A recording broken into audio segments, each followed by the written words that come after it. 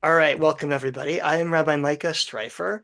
I'm the director of Laasok, and I am very excited to welcome you for this 8th installment of this year's Social Justice in Our Text series. Today we'll be studying with Rabbi Barry Block, and our topic is What We Leave for the Poor. As we begin, I want to start by thanking the partner organizations and congregations that have sponsored this series. I'll start by mentioning Congregation B'nai Israel in Little Rock, Arkansas, which is Rabbi Block's congregation.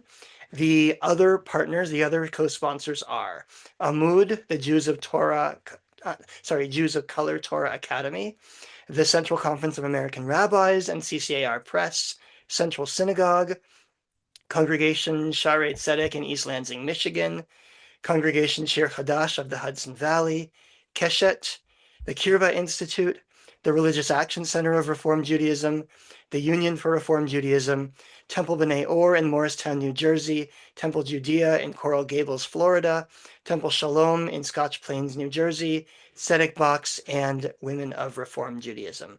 Many of you are part of one or more of these organizations. We are thrilled that you're here, and we're grateful to all of our partners. I also want to thank all of those who donated to make this series possible. If you're interested in donating toward the social justice in our text series, you can visit the site that I'm going to drop into the chat right now. And your contribution is greatly, greatly appreciated.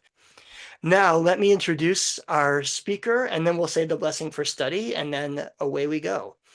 Rabbi Barry Block is the spiritual leader of Congregation B'nai Israel in Little Rock, Arkansas, where he has served since 2013.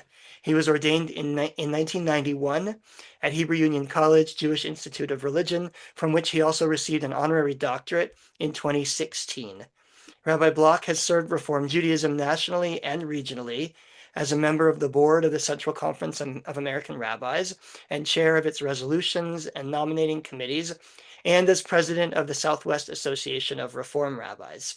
He's dean, and he and I were just talking about this before we started the session. He is dean of the faculty at the Union for Reform Judaism's Henry S. Jacobs Camp, which has a special place in my heart as a Louisiana kid, a role that he has held for 21 years. It says at Union Green Family Camp in Texas. I might have had a Previously held it for 21 previously. years. All right, there we go. I had a typo in my bio. Yeah, Finally, Rabbi Block is the editor of the Musar Torah Commentary and the Social Justice Torah Commentary, both published by CCAR Press, which is one of our partners. And thank you very much to the CCAR Press, who have offered us an exclusive discount on the Social Justice Torah Commentary. I'm going to drop a discount code into the chat in a couple of minutes so that if you're interested, you can pick up that book. One quick reminder that there will be a follow-up discussion to this session led by Rabbi Emily Lozman Ostrov next Tuesday at 7:30 p.m. All are welcome to join. You'll get the Zoom information for that in the follow-up email to this session, which will also include the recording. Let's join together in the blessing for study. I'm going to share my screen and I invite you to unmute yourself if you feel comfortable doing so.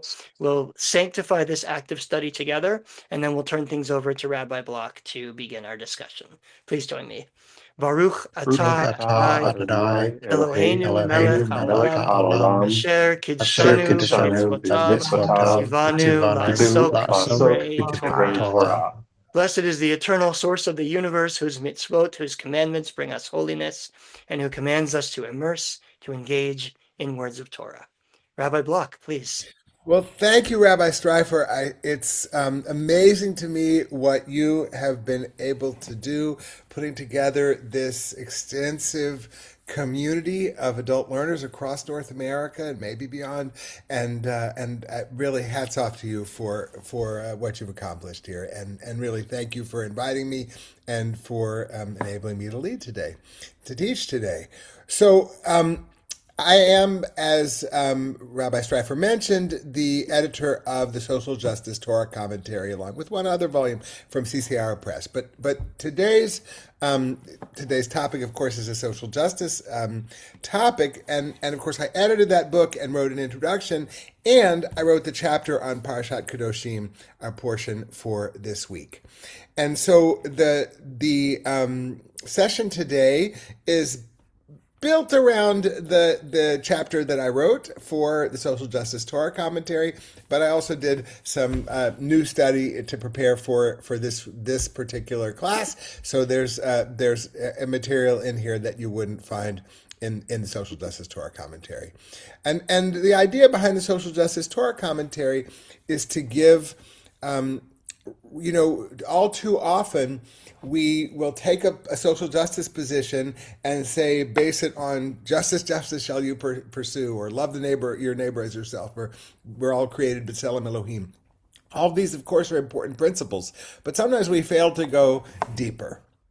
And so that's what we tried to do with the Social Justice Torah commentary, was to raise social justice issues of our own day and provide deep parshanut, deep Torah commentary translation, commentary and interpretation to explain to justify the positions that we take.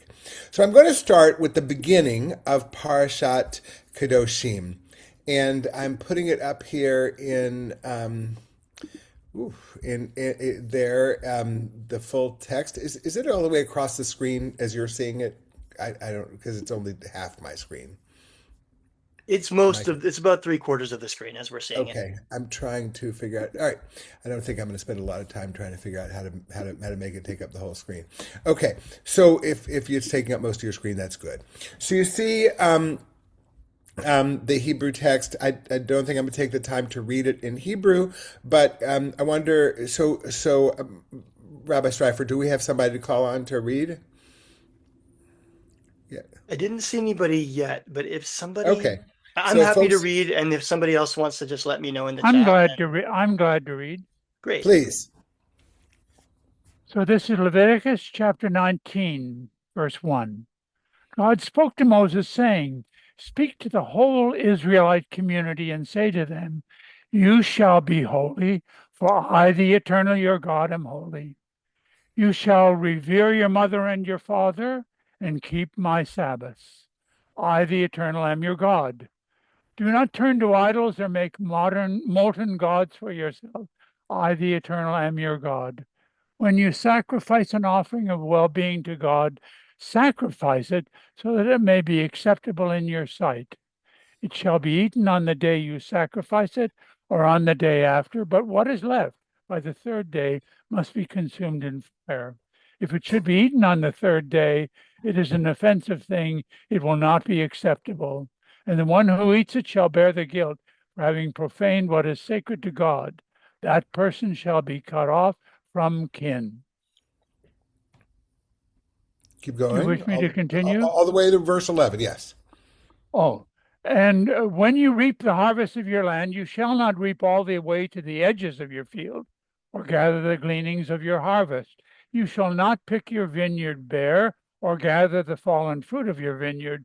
You shall leave them for the poor and the stranger. I, the Eternal, am your God. One more. You shall not steal. You shall not deal deceitfully or falsely with one another. Okay, thank you very much, John. So, question and not a rhetorical one, is what part of these first 11 verses of Parashat Kedoshim is about caring for the poor? The first thing that always jumps in with my mind is leaving the edges of your field bare. Okay. Good, thank you. So verses 9 through 11 through 10, 9 and 10 in particular, are very explicitly about leaving for the poor, right? And the parsha starts off with, "Be holy, for I, Adonai, your God, am holy." That sounds like something very ephemeral and spiritual, but what does the Torah portion suggest we have to do in order to be holy? Just in these first 11 verses.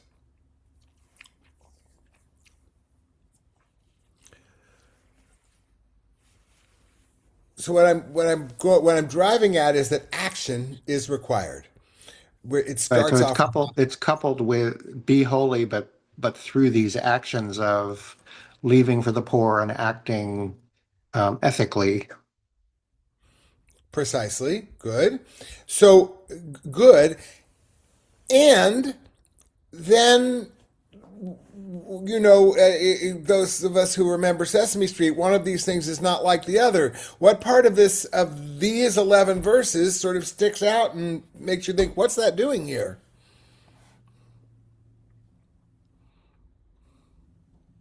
I mean, for me, it's the whole part about the sacrifice. Okay, very good. So exactly. So often our commentators are troubled when something that appears to have that unrelated to what's around it is going on, right? So we have this business about the sacrifice, which what does it have to do with honoring your father and mother, or observing the Sabbath, or leaving for the poor, right? So our commentators very frequently deal in something called smichut parshiot, which is what do we do with portions that are adjacent. So I just wanted to keep that in mind. Just remember what all is in the section. Now I'm going to go to the source sheet that I prepared specifically for today. Okay. What's happens to me is that the green button that allows me to make that full size goes away because of but are you seeing this big enough? Yes, it looks good to us. Oh, good. Okay, excellent. I'm glad to hear that. Okay, so let's start with Ibn Ezra. Okay, so we have a medieval commentator here who is going to comment on verse 9 about leaving a portion of your harvest. So would somebody read that for us, please, from Ibn Ezra?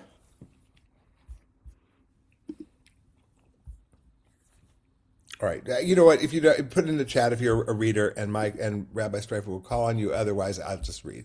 If you you how to make that turn? Yes. No, the little person's very similar enough to me. Okay, sounds like we need a mute button. Okay, Yeah. So all right. So Ibn Ezra says that that reaping the harvest of the field and leaving the corner, this follows the law dealing with the peace offering. So, for as you gave to God the parts designated in Scripture, so shall you, out of respect for God, give what Scripture designates from the harvest of your land for the poor and the stranger. So what's bugging Ibn Ezra is what is this doing, that this business about the peace offering or the wholeness offering, the shlamim, doing right before the portion about leaving for the poor? And so what point does he make here about the connection between the sacrifice and the leaving the corners of the field for the poor? That they're equal in what God wants you to do. That's how I would read it. Excellent. You might even take that's exactly right, Dorothy. And you might even go a step further and say that what it implies is that when you leave for the poor, you are also leaving for God. That too is tantamount to a sacrifice for God. David. Also, if you're putting so much food on the altar that you can't finish it in 2 days, you're basically wasting that food. So if you harvest less and leave more for the stranger, you wouldn't be. It's like, what is the most efficient apportionment of all of these, of your produce? That is really interesting. Okay, good. Aviva. I love the invention of the green bin, because when my kids or someone who's over doesn't want to finish their food, it's not going in the garbage. It goes to the green bin and it's not being wasted. Okay. It goes to somewhere other than the garbage. Okay. So that's surely important. However, I think it's important to say too that the corners of the field that are to be left are from, what you're harvesting. It's not just, this is not like giving your clothes that you can't wear anymore, or even the food that you can't eat, that you can't finish off your plate but rather this is really about giving the best of what you have, which is also what we give in other words, the same as what you take for yourself. It's directly from your field. So I think that there's that it's a little different from the green bin in that regard.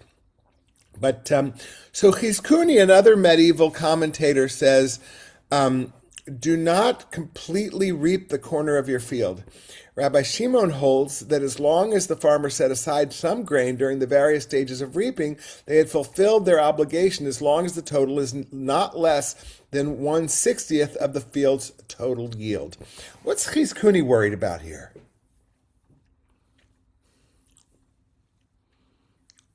What's he thinking about? For Peter?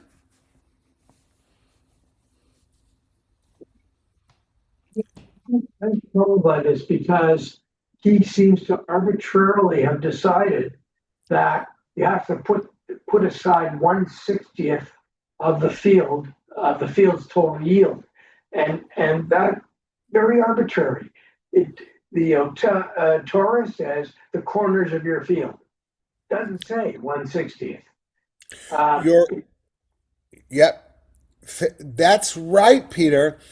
But the trouble is, what's the trouble, though, with the Torah text itself, the corner of your field? Well, it's obvious it doesn't specify how much. Correct. Doesn't specify how much in any way, and therefore, we really don't. The farmer really has no way to know how much to leave, right? So it tells you where to leave it so that it's accessible to the poor. They don't have to go trampling within the field. I think that's a good point. Yes, thank you, Herb. Yes, good. And I do think that there's a matter of kavod, of honor for the poor person who's taking by leaving it in the corner. I think that's a good point. I also think that there may be one thing Chizkuni may be thinking about is what if this were the year that the corner was to be left fallow, or somebody said, well, I just won't plant the corner because they were a miser. So I think that Chizkuni is setting a floor, not a limit to the amount that should be left. Micah? Actually, I was going to say something like what you just said, and Rabbi Emily Losman just said the same in the chat. Has to be substantial, right? In other words, maybe it's about knowing what the bare minimum is, but also the point here is that there has to be a certain amount, a certain meaningful amount given. Good. Yes, thank you. And I also think it's worth saying that whenever we look at what a commentator says, we have to think about that time period in which the commentator's writing also. And so I wonder, the rabbis say that this particular law about leaving the corner of your fields and the gleanings of your harvest, in other words, what drops in the field, for the poor, is a law that only applies when the temple's standing. And so it wouldn't even apply now that we're sovereign in the land of Israel necessarily, according to that viewpoint. But I think that Chizkuni may be thinking about his situation in a medieval time, about where most people, or most Jews anyway, are not farmers, that they nevertheless still have an obligation to give. And so something, and he sets again this floor of 1/60th, needs to be set aside for the poor. So going on to the next text, you see that I have not provided the original, usually Hebrew or Aramaic. It's because Tzena Ureina is a mystical or I guess a text of Jewish mysticism or Chassidut that's originally written in Yiddish. So I didn't think it would be particularly helpful to provide that. I'm not even sure Sefaria provides it. I can't remember, but nevertheless, it's an interesting comment.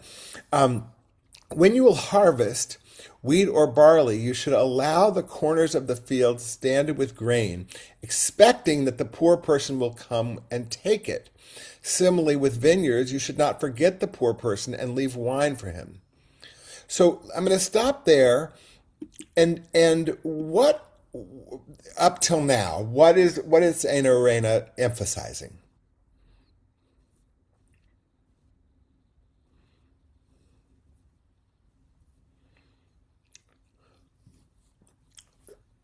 So let me give you a hint and say, what if we are concerned for the feelings of the poor person, the possibility they might be ashamed? Because somebody before said that what was important was that it was at the corner. They don't have to go traipse through the field, but also that you're leaving it and they actually harvest. So even though you could, on the one hand, say that means that the poor person has to do some work, on the other hand, you may say to yourself, no, that means the poor person gets to do some work, right? So they get to play a role in assuring that they have what to eat. So then saying, Peter. Rabbi, it's Joy. Please. I think that one wants to preserve the dignity of the poor person so that the person doesn't feel like it's a handout for which they've not done anything to deserve it. Correct. I think that's, yes, very good. So then it goes on and says, the owner who lets 2 ears fall in the field should not take them. They must leave them for the poor person. However, when 3 ears fall on the ground, then the poor person should not take it. It belongs to the landowner. What do you think is going on here? Because we have the question of, this is all about the not the corners, but about grain that falls.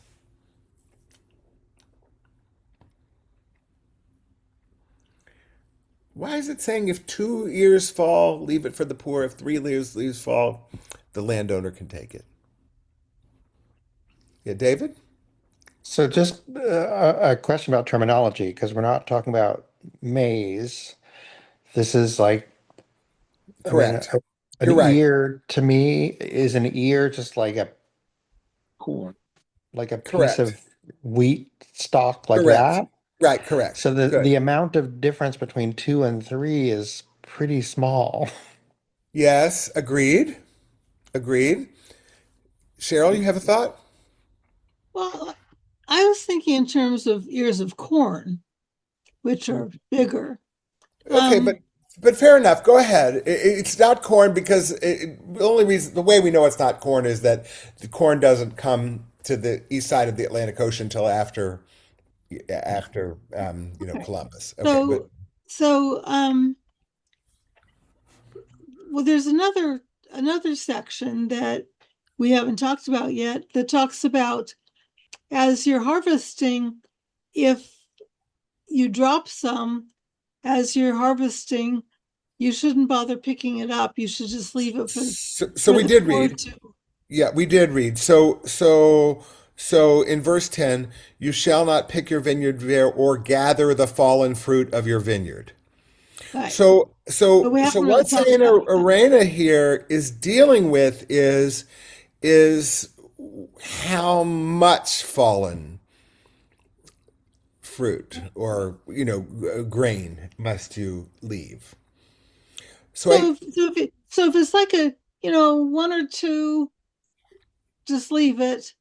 But if it starts multiplying to larger amounts, then you should pick it up because it's more like you're leaving your a more substantial amount there. You're leaving your own harvest there. Too much of your own harvest, right? So it's putting a guardrail up about how much the the person is required to leave. So I think that it's, just as let's say, landlord-tenant law has to take into account the needs of the landlord and the tenant, and laws about borrowing have to take into account lenders and borrowers. I think that Saint Irena is trying to take into account the needs of the landowner here. Herb? Yeah, there's an additional thing as to what I mentioned earlier, the corners, but now the poor people are invited to enter the entire field. Yes, after the harvest is complete. Yes, correct. Right, which is an additional thing. But it's not that what we call paya, which is the edges. I don't know. Is it the same? So leket and paya are the two mitzvot that we're dealing with here. Rabbi Streifer, maybe you can write those into the chat.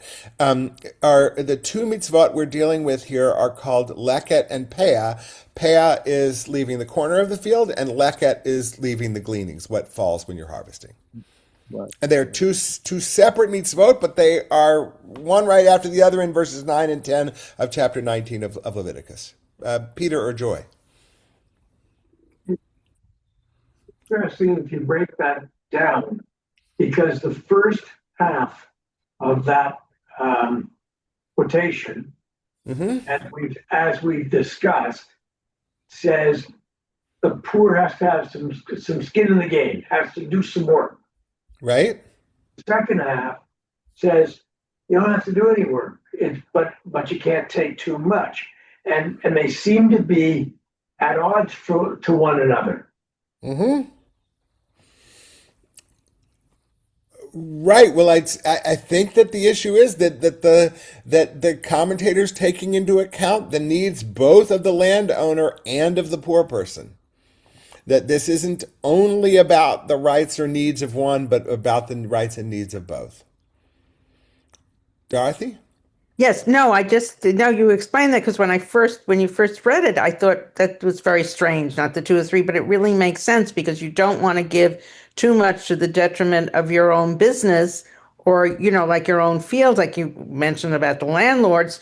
So that would be the detriment of your business and your family and your employees and, all the people who depend on you as well. Right. So and even that from was very important.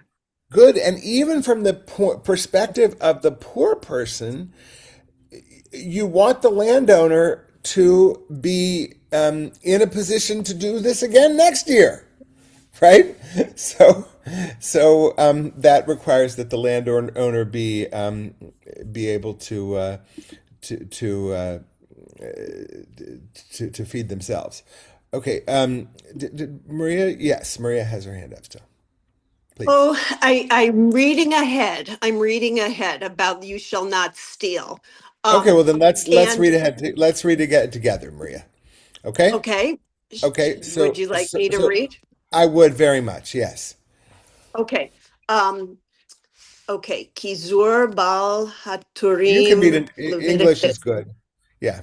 Oh, sorry. You are reading English. Okay. You shall not gather. The commandment, you shall not steal, is juxtaposed to this to warn a property owner not to steal what is fitting for the poor, and also to warn the poor not to steal from the property owner more than they are entitled. A 16th century rabbi, Moses al-Shich, goes even further. You shouldn't think that you are giving to the poor person from your own property, or that I have despised the poor by not giving bread to them, as I have given to you. For the poor are also my children, just as you are, but their portion is in your produce. Good. Okay. Okay, good. So what was the point? What struck you about that, Maria?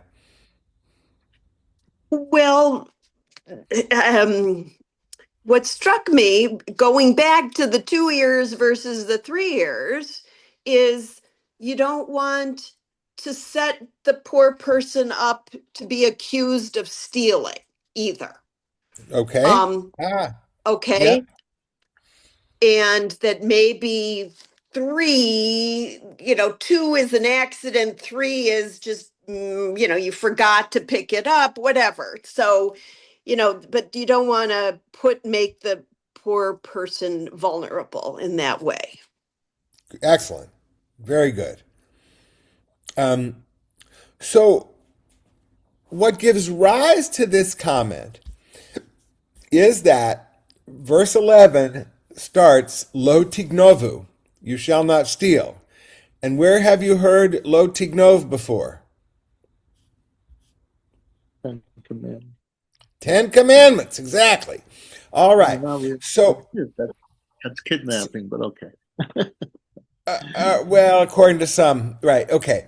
So, but if Lo tignov means that there, then it must mean that here. Whatever. So you. This is a group I think that studies regularly, so I think that you're aware that the rabbis don't like things that seem like redundancies to them, right? So the rabbis do not like redundancy, and so they are going to say here that Lo tignovu, you shall not steal, has to have a particular reason that it's stated here. And what is the reason that it says don't steal here? I just want to be sure everybody gets the real point that CCAR Baal HaTurim is making.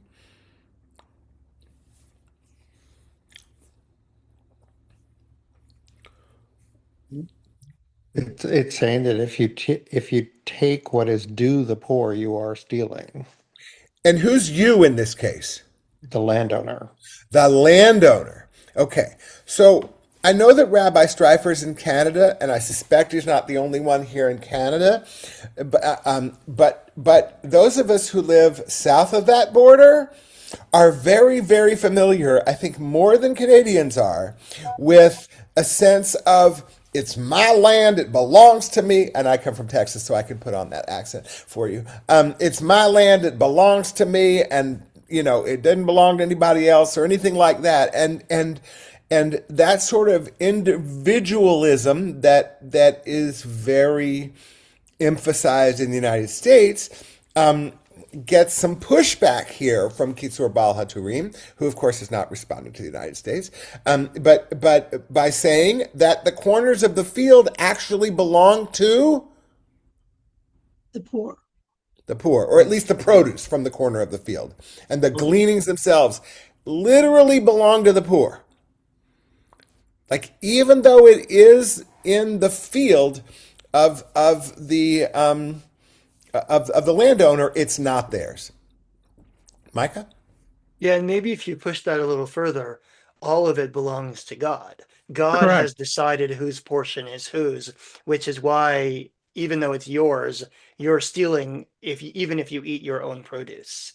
Excellent. So we're going to come in not too long to Parshat Behar, in which we read Kili Haaretz, for the whole land is mine. Right, Cheryl? Well, the corners actually belong to the landowner as far as needing to maintain, grow the produce, maintain the crops, water them, fertilize them, weed them, whatever it needs to make them grow. But then Agreed. when it's ready, it belongs to the poor. Agreed, Cheryl. I made a mistake. And it's not that the corner of the field belongs to the poor, it's that the produce from the corner of the field belongs to the poor. Exactly. Herb? Yeah, I think also the corner of the field, the produce belongs, meaning if there's an obstruction there and the poor person falls down and gets hurt, the owner is responsible because it was his field. Yeah, excellent point. Yeah, thank you very much. Thank you, Herb. That's a really good point. Agreed. Okay, so now we are going to move on a little bit here, and Oh, before we go on, I do want to lift up that there is a real sense here in the piece from Alshich about not imagining that this procedure is out of pity or is to take care of lesser people, but rather that God has on purpose provided for everyone, including for poor people in the fields of people who are wealthier. And we might say by extension that God has provided for everyone. And, even nowadays that most of us are not farmers, that in all the various ways that we earn our livings, that a portion of our earnings literally belong to the poor, and that's how God has provided for them. Cheryl? Many years ago, I made Aliyah to Israel. I lived there for 5 years from 1979 to 84. First couple years, I lived on Kibbutz Yahel, which was the first Reform kibbutz. Yes. And it was a brand new kibbutz. They were very young and just, making their rules as things came up. And the kibbutz was in the Arava, fairly distant from any cities.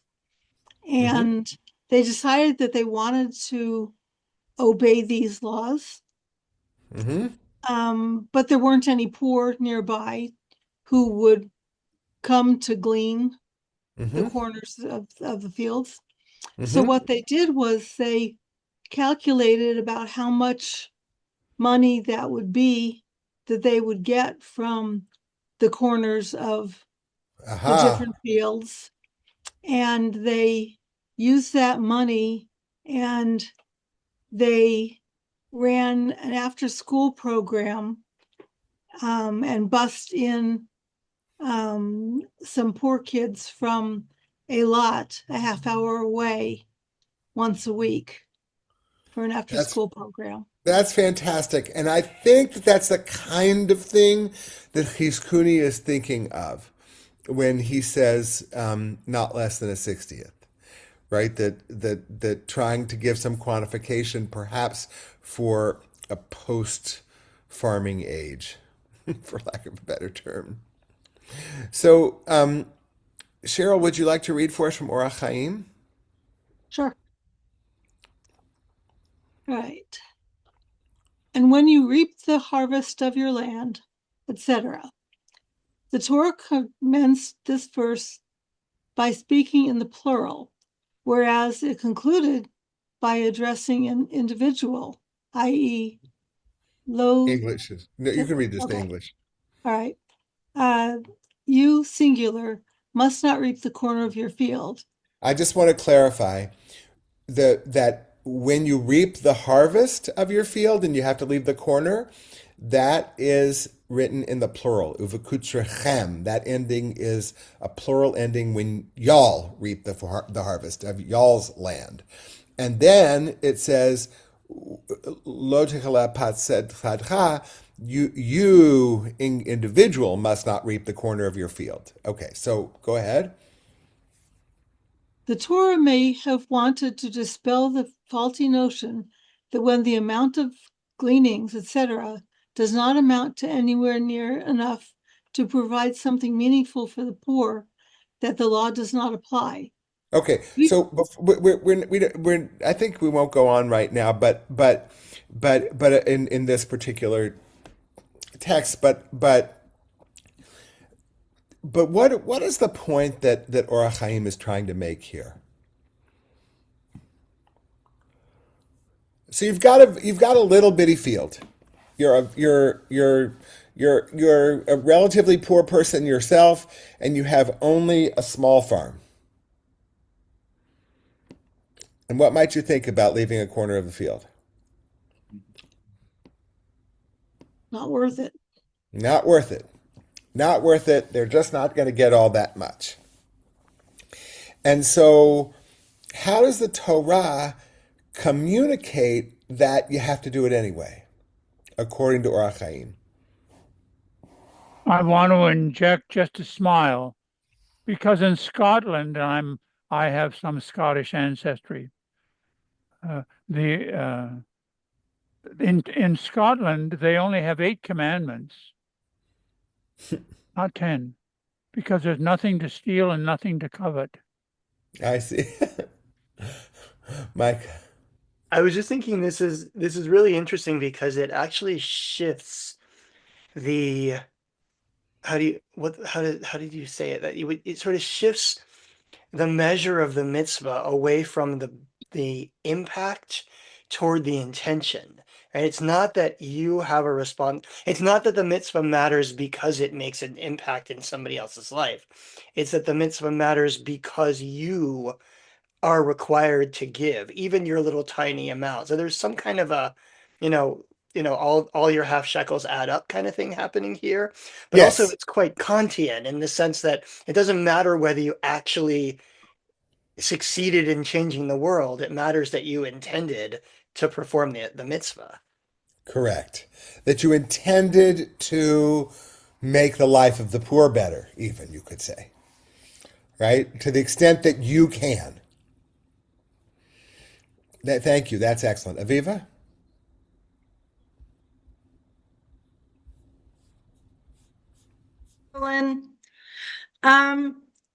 I find it like we have a family at our synagogue that we're sponsoring and helping out with things. And I find that instead of donating to them, I ask them, because on Good Friday, my housekeeper taking the day off. So they're Jewish. So I figured Good Friday is not their holiday.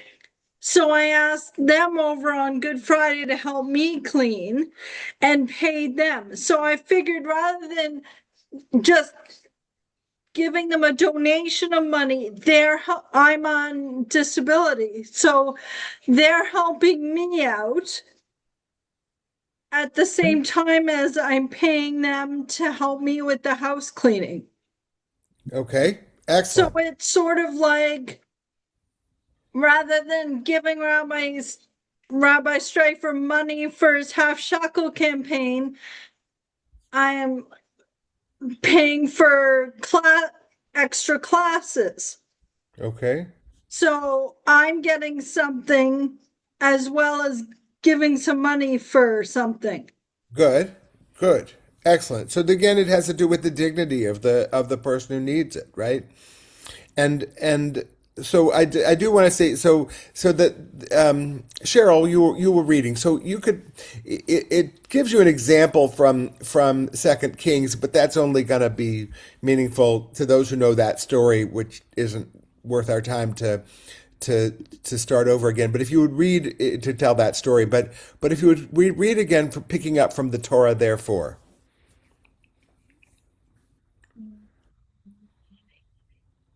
The Torah, therefore, addresses each farmer individually to tell them that even though their individual contribution is minimal, they must abide by this legislation. The Torah uses the singular for each one of the types of gifts for the poor listed in our verse. Aha. So each individual is part of a whole in doing what needs to be done communally. Does that make sense? And to Rabbi Streifer's point that I didn't think of, which is that it is just good to do the mitzvah, and that is its own good. So Orach Chaim has something different now to say about this, about the commandment, and they say that the Torah may have felt forced, or forced is a strong word here. I'm just going to say may have felt the need to write this positive commandment immediately following the mention of the severe karet penalty. So karet penalty, I'm going to go back. Oops. I'm going to stop the share, and I'm going to share the other sheet for just a second.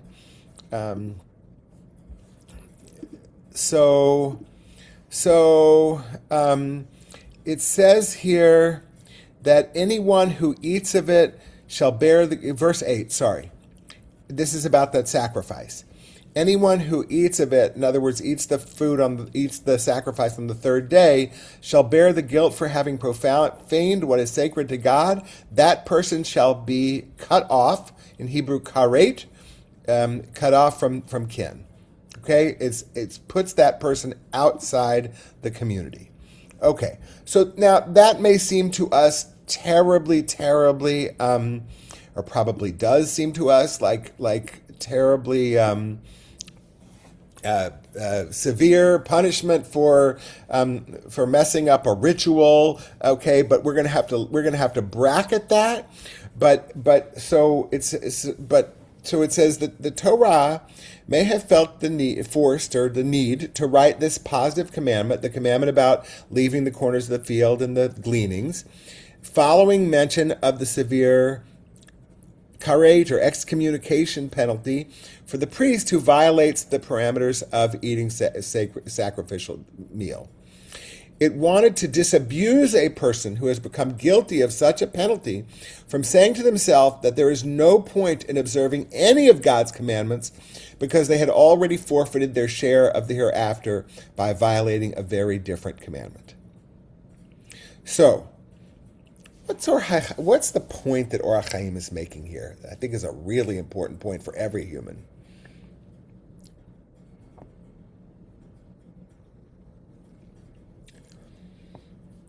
Anybody here never mess up? I don't think that's the case, right? And sometimes we may feel that we mess up badly. And what I think Orach Chaim is worried about here, maybe about the specific of the person who has committed a sin that causes karet, but maybe what it's about is that Orach Chaim is worried that there are going to be people who think that their ritual observance or their Jewish observance in general is so lacking that why should they bother at all? Or their ethical observance is so lacking, why should they do any? And so what he comes to say is, no, right after learning about a sin that causes a person to be cut off, excommunicated, then we learn about a commandment to leave for the poor, and that is there for the specific purpose of saying that our obligations to take care of one another don't go away just as a result of any individual one of us having done something awful. So, in a generalization, Rabbi, on a sod level, on an inner or secret level, this really is about your theme about structuring a society where justice is not accidental. Is that a fair statement? Absolutely. Where justice is absolutely required. Sure. Yes. Beth?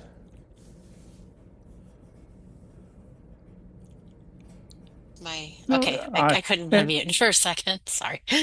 I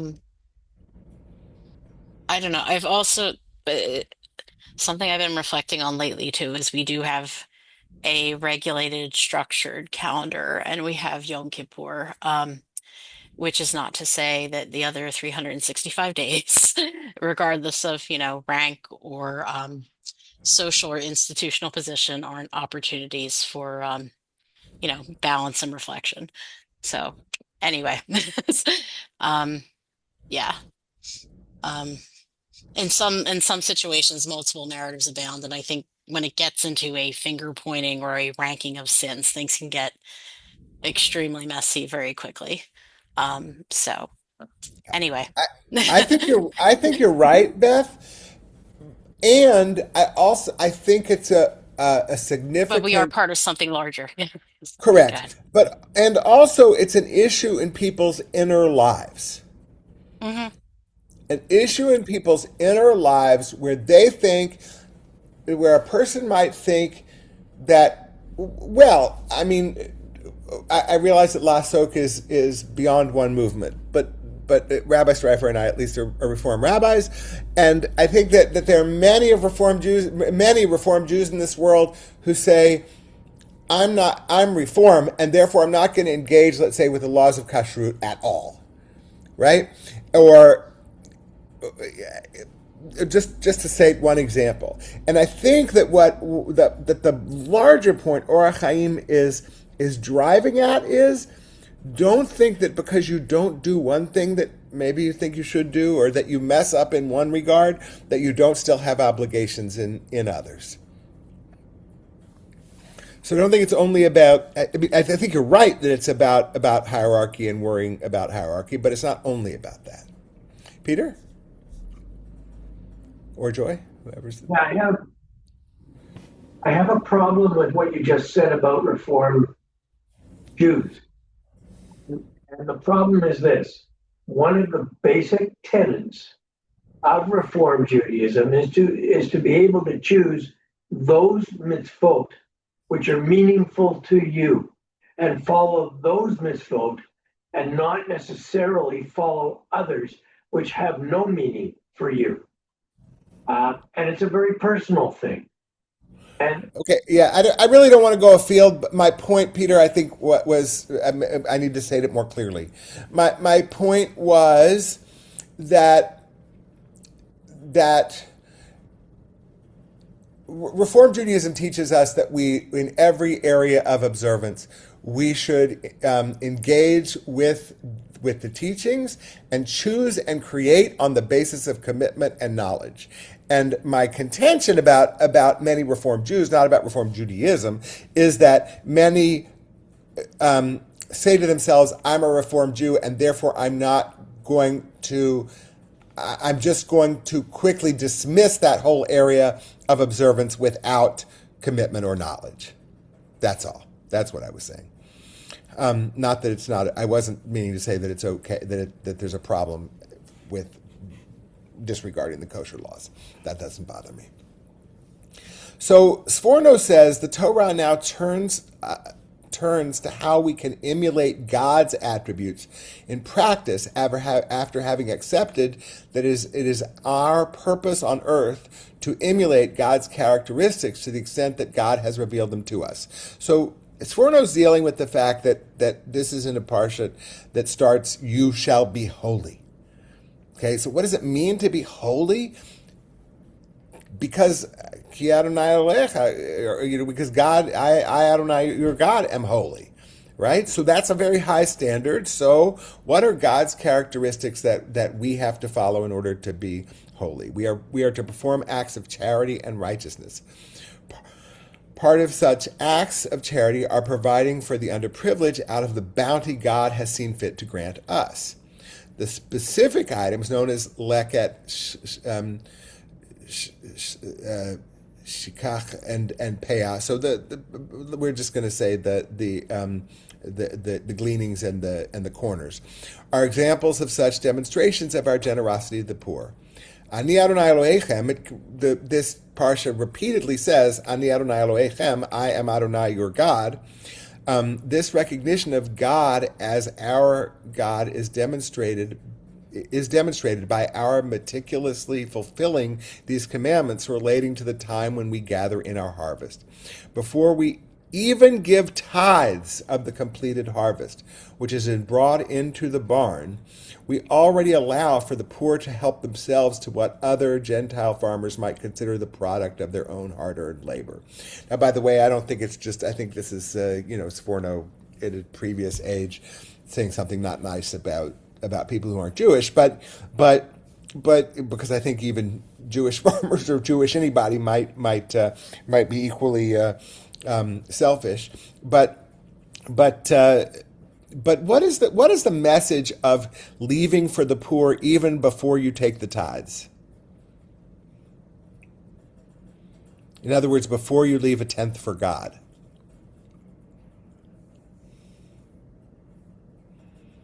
Is what came to me. It's not an afterthought. It's something upfront, essential. That's my thought. Good, good, good, excellent.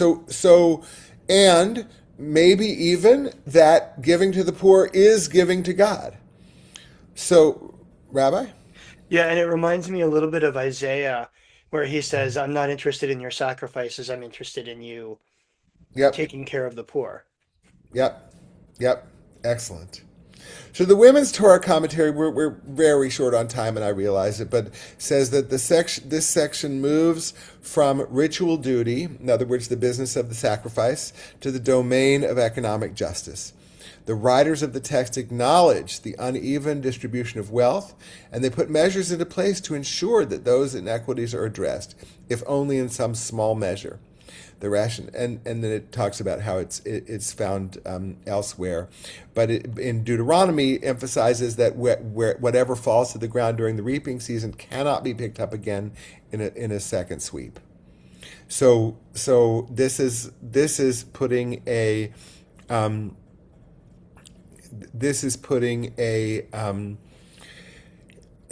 fence around what the landowner can do. Not allowed to not allowed to go back a second time to try to pick up the gleanings. So there, Rabbi Streifer, I'm going to turn it back over to you with a lot of thanks for all the participation of the group here today, and the readers and the people who spoke up, and for everybody for being here with us today, and to you especially for convening us. Thank you. A huge thank you to Rabbi Barry Block for teaching us this past hour, for really digging deeply into the sources with us in a way that we don't always get the opportunity to do. My thanks also to all of you for being here, for participating. I also want to thank all of our partners for making this possible, and Rabbi Emily Lozman-Ostrov, who is here, for leading the follow-up discussion that will come on Tuesday evening. So if you want to come and talk more about this, Rabbi Emily will be leading us on Tuesday evening at 7:30 Eastern. Tomorrow you will receive a follow-up email that will have that link, as well as the recording for this session if you'd like to go back and watch it. And you'll have the information for the book purchase and the discount code? That's right, yes. And if you'd like to purchase the social justice Torah commentary, which Rabbi Block is the editor of, there will be a discount information, which was in the chat earlier, but also will be in that email as well. And we're grateful to the CCAR Press for providing that discount code for us. And finally, the next session in this social justice in our text series is coming up actually in only 2.5 weeks with Rabbi Sylvia Rothschild on Monday, May 11th at 3 p.m. Eastern, this same time, called The Right to Live and the Right to Die. She'll be talking about the Jewish ethics around assisted death. So I wish you all a Shabbat Shalom. May we see peace this week, and may we help to make the world a little more peaceful and a little more just. Thanks a lot, everyone. Take care.